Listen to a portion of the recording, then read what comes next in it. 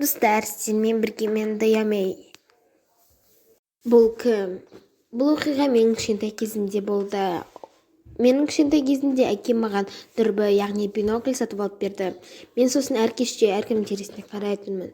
Менің бір байқағаным ол кезде бір бөлменің жарығы ашып сөніп тұрды. Сосын мен қызықтым.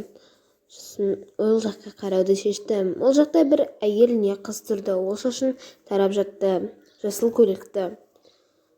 Және мен оны танимын ба деген ниетпен оған осылай жақындатып қараған кезде ол маған қарады.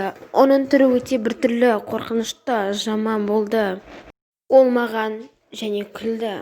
Біртүрлі көзі, аузы, күлкісі барлығы жаман. Сосын ол біртүрлі жүрісімен мен жаққа келе жатты. Мен оны білдім, ол маған келетінін. Сосын ол жақтағы баспалдақтардың терезесінде жарықтарды солай ашып жөніп тұрды. Ол есігінен шықты және маған қарап тұрды. Ол қанша жүзсе де менің бар екенімді сезді және терезелерге де қарап тұрды. Ол әр жерде жүрген кезде жарық ашып сөнеді. Тіпті шығып бара жатқан кезінде де.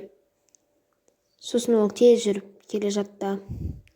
Ол мені сезді, білемін. Сосын мен бөлмемнен шығып қараған кезде баспалдақтың астына қарадым.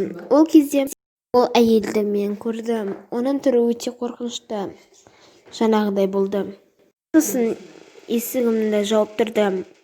Менің есігімнің алдында біреу бірдеңе тұрды және тоқылдатты. Кішкенеден кейін тыныштық орналды. Ол есікті ашатын мен, енді екінші бөлімін күт.